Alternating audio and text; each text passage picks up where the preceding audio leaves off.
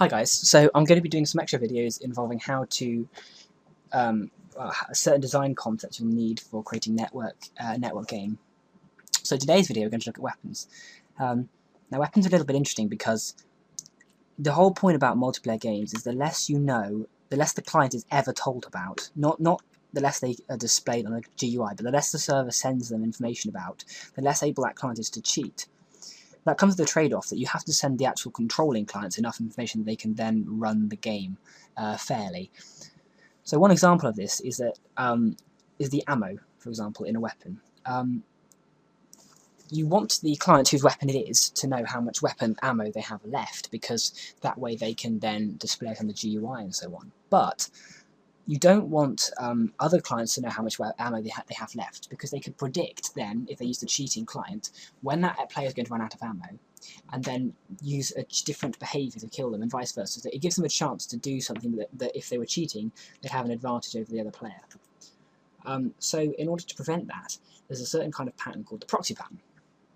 And what we do is, a lot of people think of a weapon as being sort of a black box.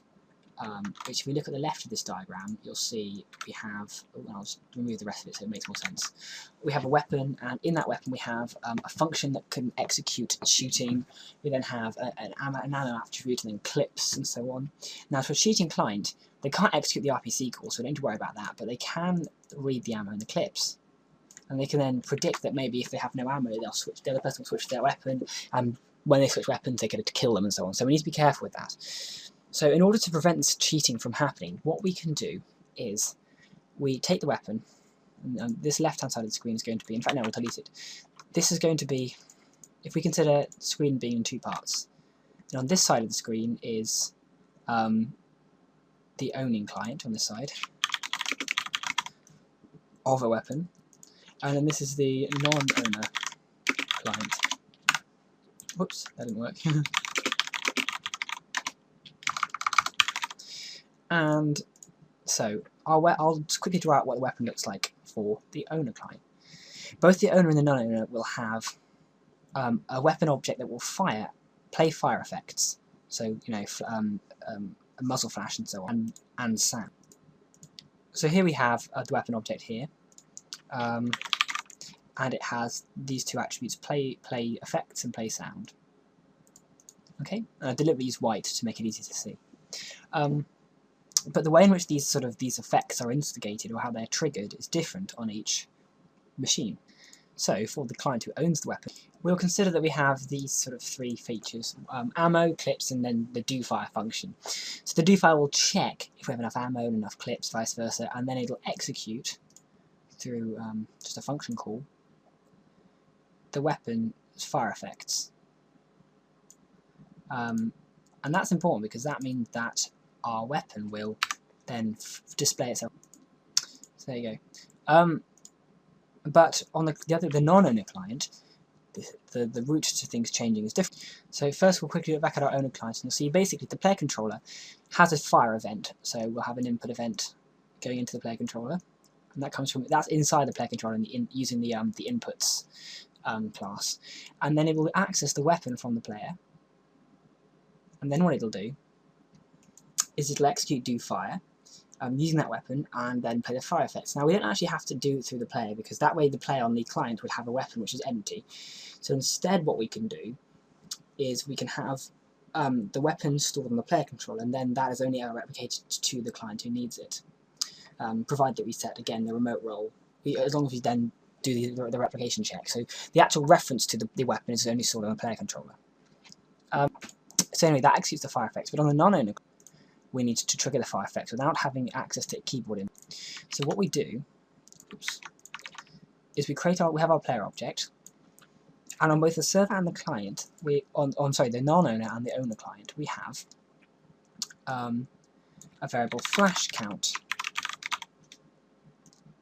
Let's see if I can get that to expand a little bit. Oh, that should be yellow actually. There you go. And that flash count variable is changed via replication. We can then use an onNotify callback, which we already know about from previous videos, to trigger the fire effects. I'm trying to make a nice neat line. like so. But you'll be wondering, well, if this is on the non-owner client, this will also be copied to the owner client because they have the same actor. And the only difference is that the local role on the non-owner client is simulated, whereas it's autonomous on the remote client. That's true. So what we do is on the server logic, when we replicate the flash count variable, which I need to now copy across, we basically, oh, that should be transparent. We simply say that if we're replicating to the owner client, we don't change the flash count variable. So I'll move that up there a bit. So that flash count variable will never change on this client, so it'll never trigger its effects that way. And the reason we do that is because the non-owner client actually, when it executes to do fire, it simply checks if it's allowed to fire, and then asks the server to do the firing. Then the server will come back and set the new data on the weapon. If we had it triggered by the flash count as well, then both the client would basically fire the weapon twice, which wouldn't look right on screen. This allows the client to do some local prediction, and this allows the remote clients to simulate a similar. So in this, we've actually used only really two things: RPC calls and attribute replication, which is what you'll ever be using. And the RPC calls were used for the fire effect, basically, in the weapon firing itself. So the weapon would send an RPC call to the server saying, I'm going to fire, and then it would get a response back.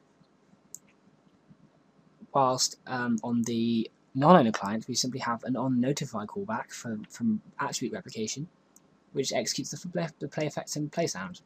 So that's all we need to do for this tutorial. So in the next tutorial, I'll be looking at some other parts of the system you might want to create. So thank you for watching, and until next time.